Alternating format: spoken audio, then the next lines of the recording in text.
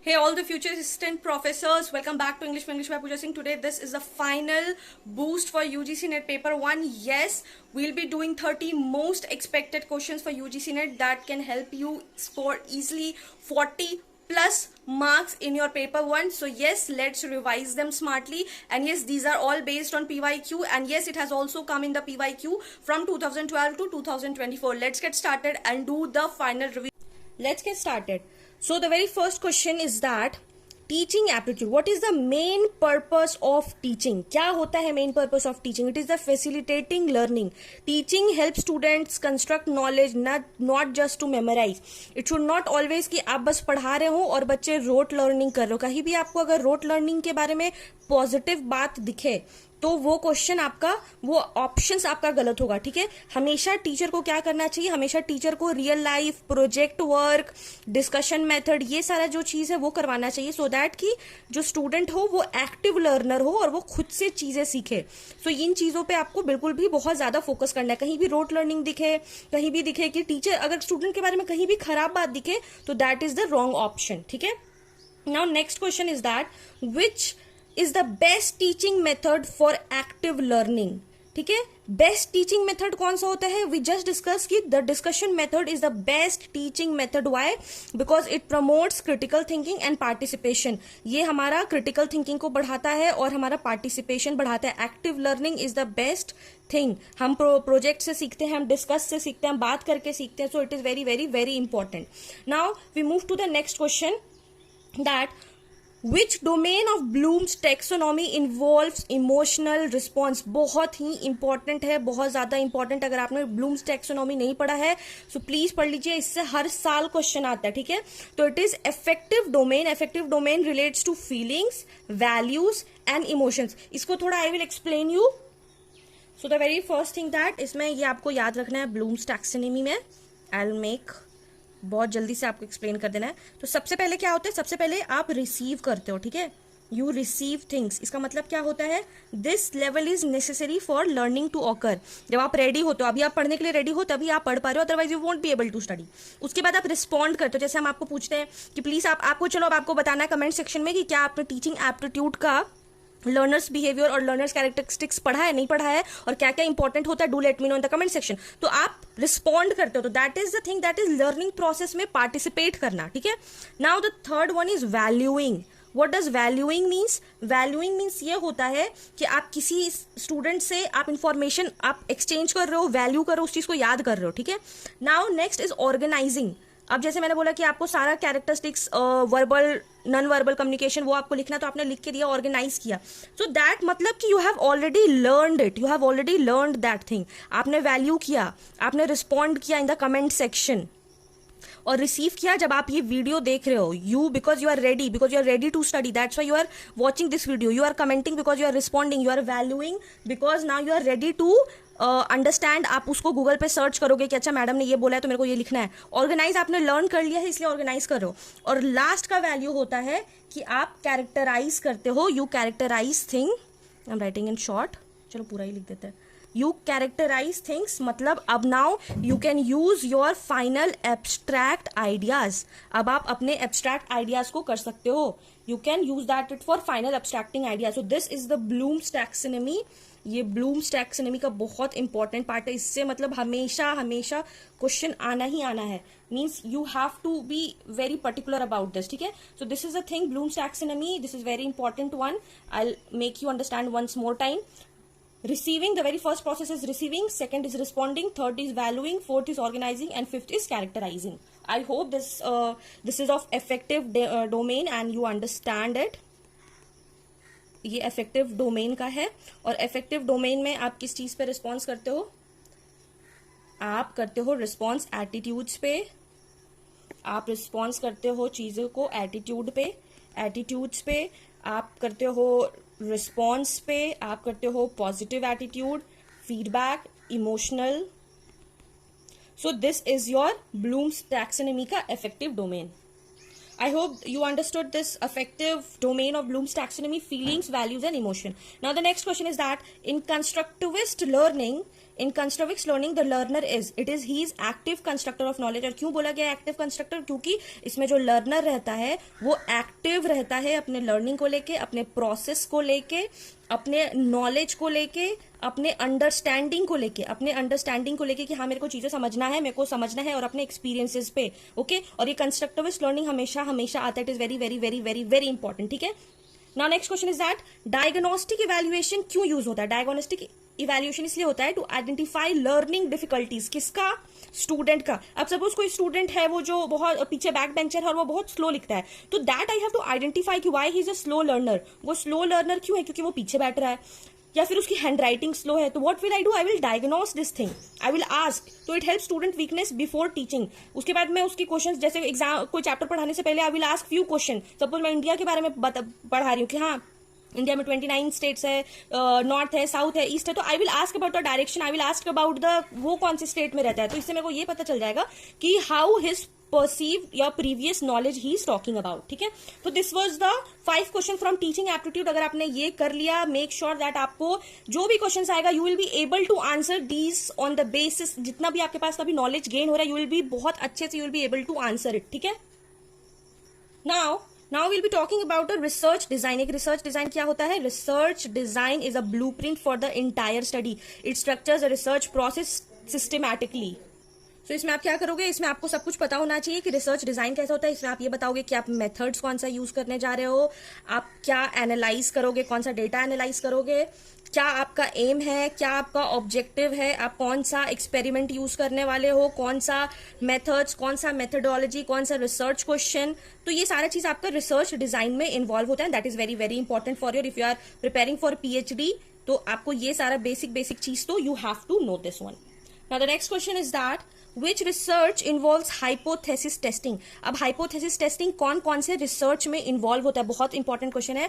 It involves in quantitative research and also it involves in experimental research. इसमें options नहीं था, इसलिए आपको ये भी बताते हैं कहीं अगर क्वांटिटेटिव ना रहे तो आप एक्सपेरिमेंटल में भी टिक कर सकते हैं। ठीक है, तो एक्सपेरिमेंटल रिसर्च और क्वांटिटेटिव रिसर्च में आता है। क्यों? क्योंकि it deals with a measurable data and statics tool. इसमें प्लस माइनस ग्राफ ये सारी चीज का यूज होगा, इसीलिए we use hypothesis testing.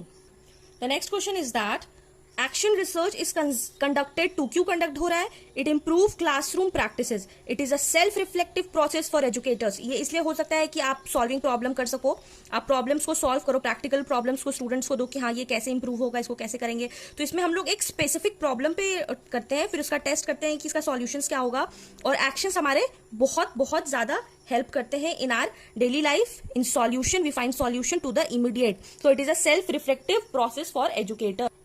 The next question is that what is null hypothesis means? Null hypothesis means क्या होता है? There is no significant difference. It is a default assumptions in the hypothesis testing means कि जब एक null hypothesis आता है तो उसमें ये बोला जाता है कि आपका जो research questions आपने बनाया है उसमें कोई real relationship नहीं है, और the effect of data being analyse, जो आपने डेटा दिया है वो एनालाइज हो चुका है, और trends are simply the result of fluctuation जो कि है। And this hypothesis itself is a big topic, so if you don't know the basics of hypothesis you won't be understanding कि null hypothesis क्या होता है। so इसको आपको deep में स्टडी करना पड़ेगा, but it is very important. ठीक है, now the next question is that what is a bibliography? Bibliography क्या होता है? अगर आपने स्कूल में प्रोजेक्ट्स बनाया है 6 से लेकर क्लास 10 तक तो यू मस्ट बी नोइंग कि क्या होता है। It is a list of sources used in research. We also use in project की it includes books, articles and resources cited. मतलब आपने जहां से भी, जैसे सपोज आप बिब्लियोग्राफी बना रहे हो, ठीक है, तो उसमें आपने प्रोजेक्ट बनाया तो आपने किसका हेल्प लिया? आपने गूगल का हेल्प लिया, आपने विकिपीडिया का हेल्प लिया। तो you have to make write that कि हाँ मैंने ये वेबसाइट से ये क्वेश्चन उठाया, मैंने ये वेबसाइट से बिब्लियोग्राफी वर्ड लिया, मैंने ये वर्ड से सोर्सेज लिया, मैंने ये वेबसाइट से इंक्लूड बुक्स लिया है। तो you have to mention that particularly, that word it's called bibliography. So yeah, that was it for the research aptitude. So 1, 2, 3, 4, 5 questions for the research aptitude. Very important: research design, quantitative research, action research, null hypothesis, and bibliography. These look very simple, but it is very important for your examination. Now we move to the most important section, that is ICT, what the CPU is also known as. So CPU is also known as the brain of the computer. Why? Because it process all instructions and control operations. It sounds very easy, but यही exam में आ जाता है ना, you get confused कि इतना easy कैसे आ सकता है। नहीं, this is a PYQ और ये आया है एग्जामिनेशन में। ठीक है, now the next question is that which one is not हमेशा focus on, not an application software. कौन सा एप्लीकेशन सॉफ्टवेयर नहीं है, तो बायोस एप्लीकेशन सॉफ्टवेयर नहीं है, it is a system software, because these are not use for daily task. Now I will also explain you कि what is the, because ये बहुत इंपॉर्टेंट है, so I will explain. So will talk about what is the system software. तो सबसे पहले आपको ये जानना पड़ेगा कि सॉफ्टवेयर क्या होता है. ठीक है, सॉफ्टवेयर दो टाइप का होता है. First type is system software, और दूसरा टाइप होता है एप्लीकेशन सॉफ्टवेयर. ठीक है, बहुत बेसिक है, बहुत बेसिक में I will make you understand. System software भी दो टाइप का होता है. पहला होता है ऑपरेटिंग सिस्टम, ठीक है, और दूसरा होता है यूटिलिटी सॉफ्टवेयर. ठीक है, अब आपको ऑपरेटिंग सिस्टम, यूटिलिटीज में आप डीप में मत जाइए, बस आपको ये पता होना चाहिए कि हाँ सॉफ्टवेयर होता है, सिस्टम सॉफ्टवेयर होता है, फिर एप्लीकेशन सॉफ्टवेयर, और सिस्टम सॉफ्टवेयर में भी ऑपरेटिंग सिस्टम सॉफ्टवेयर और यूटिलिटी सॉफ्टवेयर. अब आपको एप्लीकेशन में आना है कि एप्लीकेशन सॉफ्टवेयर क्या होता है. एप्लीकेशन सॉफ्टवेयर वो होता है जो कि डेली यूज होता है, like word processor, like database, ठीक है, लाइक वेब ब्राउजर, ठीक है, like computer games. So these are the things जो कि डेली बेसिस पे हो रहा है. सिस्टम सॉफ्टवेयर में अगर आप बात करेंगे तो ये टोटल आपका कंबाइन में, file talk about compilers, file management tool, assemblers, तो ये सारा चीज है. तो this is a very basic और वेरी इंपॉर्टेंट थिंग, तो you should be knowing this one. ठीक है, so I hope I made you understand कि एप्लीकेशन सॉफ्टवेयर क्या होता है, सिस्टम सॉफ्टवेयर क्या होता है. तो बहुत इंपॉर्टेंट है, please kindly read this one. Now we next move to the what is email is an example of asynchronous communication. What does asynchronous communication मतलब क्या होता है.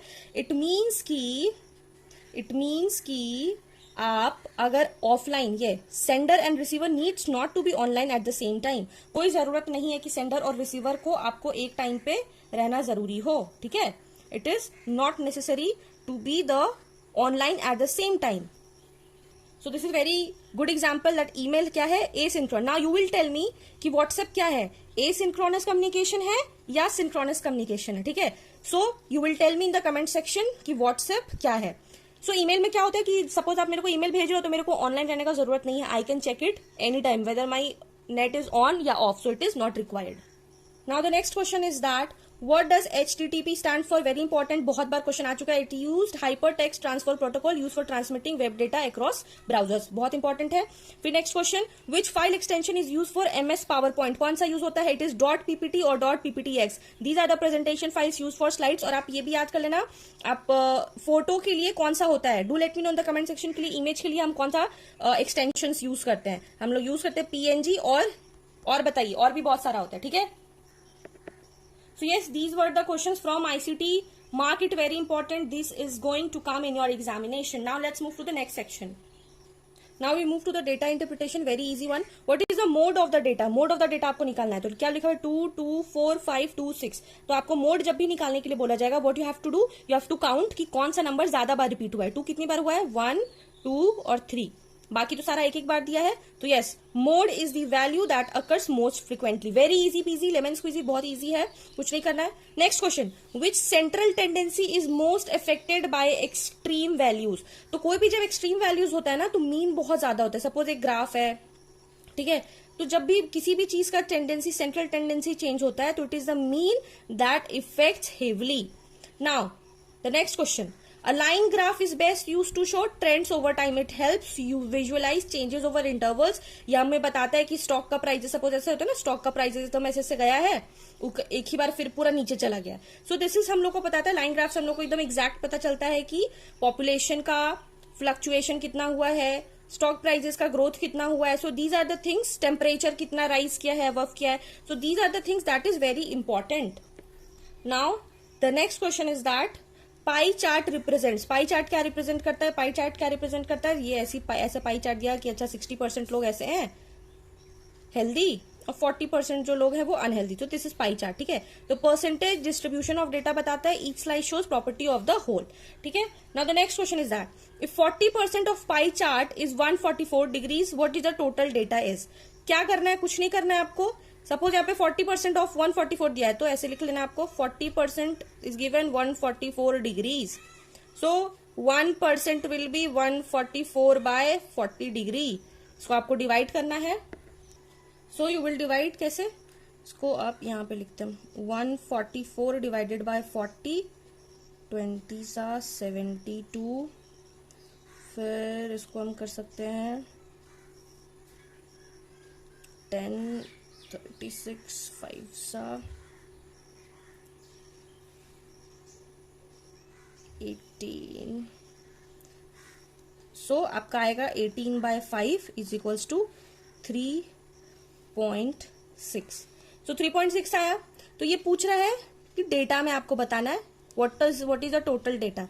सो इसको कुछ नहीं करना है, इसको आपको 100 से मल्टीप्लाई करना है, क्योंकि since it has been asked in degrees और कुछ भी 100 होता है ना, 40% पूछा है, तो 100% कैसे निकलेगा, इसको इनटू कर देना है. This is 360. ठीक है. सो 360 यूनिट्स, बिकॉज 144 का 40% is total of 360. That is the answer. I hope it is clear. So this is of the DI. वैसे DI मैथ्स का क्वेश्चन जो आता है वो already I have done in some of the videos. Go and check. बहुत easy आता है, कुछ नहीं आता है. आपको अभी बता देता, परसेंटेज आएगा, रेशियो आएगा, ट्रेन वाला क्वेश्चन आता है, और कभी कभी होता है कि SI और कंपाउंड इंटरेस्ट, ये सारा कुछ आ जाता है. But generally it ask about the percentage and the ratio one. So yes, all the best for data interpretation. अगर आप कर लेते हैं, और यही डेटा इंटरप्रिटेशन होता है कि जो आपके JRF और नेट में डिफरेंस लाता है. So all the best for it. Now will move to the next section, that is environment and higher education. बहुत इंपॉर्टेंट आता है, इससे तो मतलब हमेशा आप 10 मार्क्स रख लो, और इतना इजी आता है. तो which layer contains the ozone layer. बहुत इजी है, बचपन में पढ़ा हमने. स्ट्रेटोस्फेयर में होता है, क्योंकि ओजोन लेयर क्या करता है, हमें UV रेज से प्रोटेक्ट करता है, and it has been located in stratosphere. Total कितना टाइप का लेयर होता है, do let me know in the comment section. ये बताइए आपकी कितना टाइप का होता है और कौन कौन सा होता है. चलो टाइप हम बता देते हैं. There are total 5 types of layer, और कौन कौन सा लेयर होता है और किसमें क्या क्या क्या होता है. Do let me know in the comment section. ठीक है. Let's move to the next question.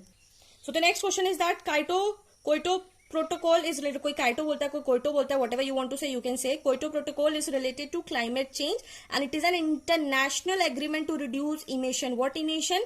ये फोकस करता है कि जो भी ग्रीन हाउस गैस है वो एमिशन कम करे, और बहुत सारा एक्सटेंशंस होता है, और ये किसके अंडर में काम होता है, ये UNFCC के अंडर काम होता है. That is United nation framework convention on climate change. और इसमें बहुत सारे गैसेस है, उसको टारगेट रखा जाता है कि आपको इस लिमिट से ज्यादा गैस नहीं यूज करना है. That is the main focus. ठीक है, कि आपको जितना, और इसमें बहुत सारे कंट्रीज रहते हैं, और इसमें क्या क्या प्रोटोकॉल है, कौन कौन सा गैसेज है. इसमें जो gases I will tell you वो इंपॉर्टेंट है. The gases which are important greenhouse gases है, कार्बन डाइऑक्साइड है, मीथेन है, और नाइट्रस ऑक्साइड है, फिर हाइड्रोफ्लोरोकार्बन है, हाइड्रोफ्लोरोकार्बन्स. ठीक है. फिर है पेरोफ्लोरोकार्बन्स, फिर है सल्फर हेक्साफ्लोराइड. ठीक है. So these are the basic one जो आपको याद रखना है. Carbon dioxide, methane, nitrous oxide, hydrofluorocarbon, perfluorocarbons and sulphur hexafluoride. तो ये 6 जो टाइप है ग्रीन गैस का, बहुत बहुत बहुत इंपॉर्टेंट है. ठीक है. So do learn all the green gases. ठीक है. Now how does NAC accesses? What does NAC accesses? It quality in higher education institution. It aggregates university based on academic performance. इसका full form. So basically what does it mean? इसका full form shall I write here? Yes. National Assessment and Accreditation council. इसमें इसका main काम होता है to ensure the quality of the standards in higher education. Means आप कैसे पढ़ा रहे हैं यूनिवर्सिटी में, क्वालिटी अच्छी है या नहीं, this that have to understand. So basically what you need to understand कि क्वालिटी कैसा है, that you have to understand. Now the next question is that GHGs मतलब क्या है? Green house gases mainly responsible for global warming. That is carbon dioxide, methane, nitro oxide. These trap heat and raise Earth's temperature. That's what I said. Very important. Now University Education Commission 1948 was chaired by. कौन chair किया था? Doctor Sarvepalli Radhakrishnan. He emphasized about moral and value education. So that what it is about from the environment and the higher education. Very very very important. Please आप इसका screenshot ले लीजिए, इसको याद कर लीजिए, बहुत बहुत इंपॉर्टेंट है. Now we move to the last section of this booster of UGC NET paper 1. This is communication. In communication, noise refers to. Communication में सारा खेला noise पे ही है. What कि नॉइज में क्या इफेक्ट हो रहा है, सेंडर क्या बोल रहा है, रिसीवर को पहुंच रहा है कि नहीं, फीडबैक मिल रहा है कि नहीं. This is all about noise and how you the message is flowing. It is all about communication. ठीक है. So any barrier to effective communication is noise. अगर कोई भी आपका मैसेज फ्लो में रुकावट आ रहा है सेंडर से रिसीवर तक, इट इज अ बैरियर. ये एक बैरियर है. तो आपको वही देखना है क्वेश्चन में कि बात आपका नहीं पहुंच रहा है, क्या रीजन है, व्हाट इज द रीजन. और जो रीजन होता है वही आपका कम्युनिकेशन में बैरियर होता है. ठीक है. Which is an example of non verbal communication. Facial expression एक नॉन वर्बल कम्युनिकेशन है. जैसे हम जब किसी पे क्वेश्चन कर रहे होते तो हमारा जो आईब्रोज है वो उठ जाता है. ठीक है. तो that word is facial expression. It conveys emotions without the spoken words. इसीलिए it is important. Now the next question is that what is upward communication. Upward communication क्या होता है. अपवर्ड कम्युनिकेशन इज दैट जब आप सब ordinate से superior पे बात कर रहे हो तो. ठीक है. अपवर्ड मतलब जो छोटा है वो छोटे लेवल पे पहले क्लर्क बोलेगा, फिर उसके बाद फिर वो दूसरे इंसान को बोलेगा, उसके बाद किसी और को बोलेगा, फिर मैनेजर को बोलेगा, फिर उसके बाद लास्ट में आपका यहाँ पे आएगा सीईओ ऑफ द कंपनी. तो क्लर्क से लेके सीईओ तक बात पहुंचना, इसमें यूज होता है फीडबैक, सजेशन और रिपोर्ट्स. सो ये होता है subordinates to superior. This is very very, और ये जनरली फॉर्मल कम्युनिकेशन में होता है. So this is the upward communication. Now we move to the next question. Which model of communication is linear. Linear model क्या होता है. Shannon and Weaver model model. ये बहुत इंपॉर्टेंट है, बहुत बहुत ज्यादा इंपॉर्टेंट है. वन वे फ्लो होता है sender to receiver with possible noise. बहुत कम नॉइज होता है इसमें. सो इसका बेसिक चीज आपको जानना चाहिए विच मॉडल. तो ये बहुत इंपॉर्टेंट होता है. इसमें वन वे कम्युनिकेशन होता है, कोई फीडबैक नहीं होता है. ये बहुत ज्यादा जरूरी है आपको जानने का. इसमें कोई फीडबैक नहीं होता है. इसमें ये बस सेंडर फोकस्ड होता है. जैसे अभी हम आपको पढ़ा रहे हैं, the way I am teaching you, कि हम वीडियो अपलोड कर रहे हैं and I am talking to myself while teaching. ठीक है. तो this is a one way communication. One way communication and this is a no feedback is here. One way communication is there and it is sender focused. ठीक है. I am saying this thing to you, now you will see, then you will do feedback. तो इसमें immediate feedback नहीं होता और इसमें बिल्कुल भी कुछ नहीं होता. So this is the basic linear model. इसमें सिर्फ सेंडर बोलता है और रिसीवर सुनता है. तो this is the one model. Shannon and Weaver बहुत बहुत बहुत इंपॉर्टेंट है. ठीक है. Now the next question is that the last question of UGC NET paper 1 for your revision. Grapevine communication is. Grapevine communication क्या होता है. It is informal and unofficial. It spreads rapidly but may lack accuracy. चुगली बोलते हैं इसको, चुगली बोलते हैं. ठीक है. जो अभी जो किसी भी ऑफिस में या फिर किसी फर्म में काम कर रहे होंगे तो बहुत सारे होते हैं जो उनके फ्रेंड्स होते हैं और बहुत सारे जो होते हैं उनके फोज होते हैं. फोज मतलब एनिमीज. ठीक है. तो जो जिससे अच्छी से बात नहीं हो पाता या फिर जो जिसको उसका बिहेवियर पसंद नहीं आ रहा है, किसी का प्रमोशन हो रहा है, कोई बॉस के साथ अच्छा रिलेशन बनाया हुआ है, तो जो फोज होते हैं ना वो चुगली करते हैं, वो ग्रेपवाइन करते हैं. ठीक है. वो बात इतनी तेजी से पहुंचती है कि इंटरनेट भी फेल हो जाएगा लेकिन ये चुगली फेल नहीं होगी. ये मतलब जो उस वर्किंग एरिया में काम कर रहे हैं ना, पहला पर्सन से लेके 100% तक वो बात कैसे पहुंचेगी, आग की तरह पहुंचती है. तो this is the grapevine communication. So yes, this was it. This was the final revision जो आज हम लोग ने किया यूजीसी नेट पेपर 1 के लिए. I hope you all get plus 60 marks in paper 1 from this discussion and I wish you all the best for your UGC NET examination. तो yes, I hope कि आपका ये पेपर जिसमें हम लोग teaching aptitude किए हैं, रिसर्च एप्टीट्यूड किए हैं, आईसीटी किए हैं, डेटा इंटरप्रिटेशन किए हैं, इन्वायरमेंट एंड हायर एजुकेशन किए हैं, कम्युनिकेशन किए हैं. तो this is your UGC net preparation revision. Okay, that's it. So yeah, that was a wrap. That was power packed 30 most expected questions. So yes, do watch this video once again at the night so that you will get a full confidence. Enter your exam hall with full confidence, with full hope. Yes, you have revised it. Yes, you have done all the things, and all the best for your exam tomorrow.